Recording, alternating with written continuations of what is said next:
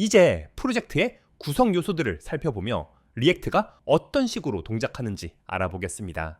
지난 영상에서 실습했던 프로젝트를 그대로 사용할게요. npm run dev 명령어를 사용해서 개발 모드로 진입한 다음 O와 엔터를 함께 눌러서 브라우저를 열어줍니다. 이 과정은 앞으로 굳이 언급하지 않아도 되겠죠. 코딩 중에는 아래 터미널 창은 오른쪽에 X 버튼을 클릭해서 닫아주시면 됩니다.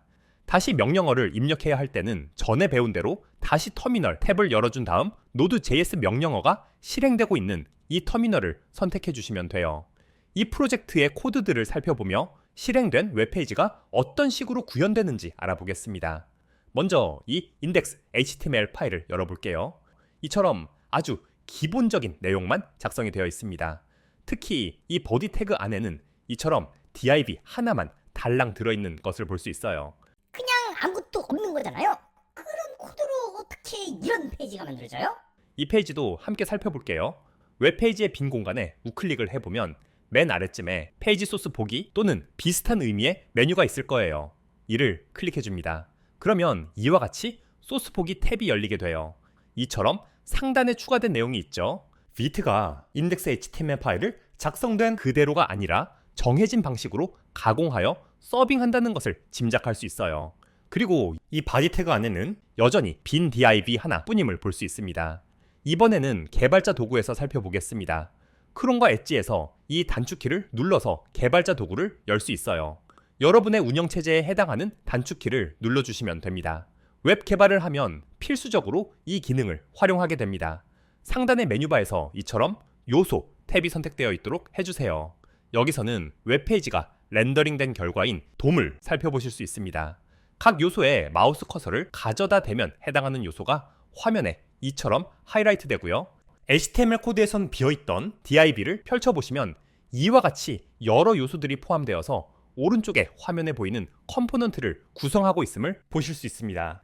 HTML 문서에는 없던 요소들이 돔에는 들어있다는 것은 이들이 자바스크립트에 의해 동적으로 만들어져 삽입되었다는 의미죠. 이제 코드로 돌아오겠습니다. index.html 문서의 하단에 보면 이처럼 소스 폴더 안에 main.jsx 문서를 로드하고 있죠. 바로 이 파일이에요. 열어서 코드를 살펴보도록 하겠습니다. 보시다시피 자바스크립트와 HTML이 섞인 듯한 JSX라는 문법으로 작성된 코드예요. 사실 이 JSX라는 확장자는 JS 확장자와 기능적 차이는 없습니다. 그냥 JS 확장자를 사용해도 동작해요. 하지만 이 문서가 JSX 문법으로 작성된 리액트용 코드임을 쉽게 알아볼 수 있어서 보통 관례적으로 사용합니다. 에디터나 IDE에서 이처럼 리액트 아이콘으로 표시해준다는 장점도 있고요. 이 코드들에 대해서는 다음 영상부터 자세히 알아보도록 하겠습니다. 지금은 이 부분에 주목해 보겠습니다. 자바스크립트를 배우셨다면 문서에서 ID가 루틴 요소를 선택하는 코드임을 알 수 있을 거예요. 바로 이 div 요소입니다. 이를 createRoute이란 함수에 인자로 넣어 실행하고 있어요. 그리고 그 결과에 이와 같이 render라는 메소드를 실행합니다. 아직 JSX를 배우지 않았지만 아마 이와 같은 요소들이 이 div 요소 안으로 렌더링되어 들어가도록 하는 코드임을 짐작할 수 있을 거예요. 코드상에서는 비어있던 div에 돔 요소들이 들어가 있었던 이유임을 알 수 있습니다. 그럼 그 안에 들어있는 이 앱이라는 요소는 뭘까요? 위쪽을 살펴보면 같은 디렉토리의 app.jsx 파일에서 임포트된 것임을 알 수 있습니다.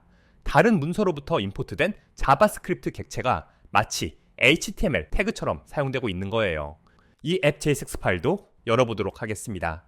당연하지만 역시 JSX 문법으로 작성되어 있는 것을 보실 수 있어요. 근데 여기 보니까 CSS 파일이랑 이미지 파일도 이렇게 임포트를 하고 있네요. 네, 순수 자바스크립트에서는 불가능하지만 Vit와 같은 도구들에 의해 특정 데이터로 변환되어 로드돼요. 그리고 이와 같이 컴포넌트 코드 안에서 필요에 따라 활용됩니다. 이에 대해서는 이후 영상들에서 곧 자세히 알아보게 될 것입니다.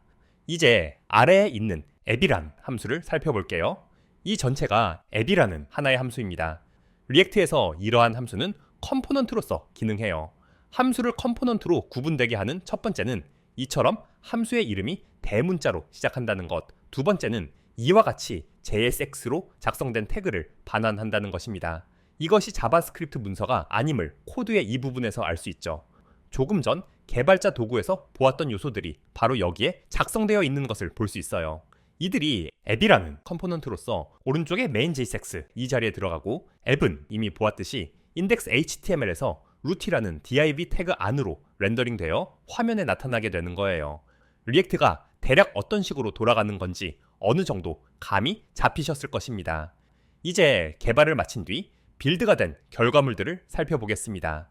터미널 탭에서 이 버튼을 누르면 이처럼 창을 분할하여 다른 터미널을 열 수 있어요. 여기에 지난 영상에서 배운 npm run preview 명령어를 입력하면 개발 서버와 프리뷰 서버가 동시에 돌아가도록 할 수 있습니다. 빌드된 웹페이지도 이처럼 브라우저에 열어두도록 할게요. 이 디스트리뷰션 폴더가 빌드에 의해 생성되는 결과물임을 지난 영상에서 배웠었죠. 인덱스 HTML 문서를 열어보면 아까 보았던 동명의 문서와는 코드가 조금 다른 것을 볼 수 있습니다. main.jsx 문서를 로드하는 코드는 사라지고 대신 assets 폴더 안에 있는 이 CSS와 자바스크립트 파일을 로드함을 볼 수 있죠. 브라우저에서 페이지 소스 보기로 열어도 같은 코드를 볼 수 있어요.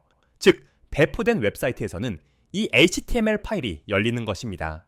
근데 파일들 이름에 이런 요상한 글자들은 왜 붙는 거예요? 주요한 이유는 웹페이지가 업데이트될 때 수정된 파일들의 이름도 바뀌도록 하는 거예요. 파일의 이름이 이전과 같으면 내용이 바뀐 줄 모르고 캐싱된 내용을 그대로 사용할 수도 있거든요. 로드할 파일들의 이름이 달라지면 그때마다 새로 로드하니까 업데이트가 바로바로 반영되는 거죠. 이 자바스크립트 파일을 열어보시면 이처럼 매우 길고 불친절한 코드가 작성되어 있습니다. 어차피 사람이 읽는 용도가 아니기 때문에 들여쓰기도 없이 이처럼 압축된 코드로 컴파일되는 거예요. 리액트를 비롯한 모듈들과 개발자가 작성한 JSX 문서들이 이 자바스크립트 파일로 번들링되어 사용되는 것입니다.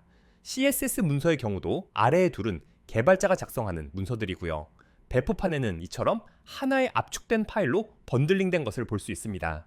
이처럼 빌드 작업은 컴퓨터가 해당 웹페이지를 가장 효율적으로 실행하기 적합한 형태로 압축하는 과정을 포함하는 거예요. 근데 이 두 이미지들을 보면 하나는 퍼블릭 폴더에 들어있고 다른 하나는 소스 폴더 안에 에이세스 폴더 안에 들어있잖아요. 이 둘은 뭐가 다른 거예요? 퍼블릭 폴더 안의 요소들은 있는 그대로 배포되고, 소스 폴더 안의 요소들은 번들러에 의해 최적화 등의 가공을 거친다고 생각하시면 돼요. 이처럼 이름이 변경된 것을 볼 수 있죠. 보통 퍼블릭 폴더 안에는 파비콘이나 전역 설정 파일 등 특정 컴포넌트에 국한되지 않는 정적 파일들이 들어가고요. 컴포넌트들에서 사용되는 요소들은 소스 폴더에 들어갑니다. 어지간해서는 소스 폴더에 넣으면 된다고 생각하셔도 좋아요. 이와 같이 리액트 프로젝트의 기본 구성과 동작 방식을 알아보았습니다. 다음 시간부터 리액트로 개발하는 방법을 본격적으로 알아가 보도록 할게요.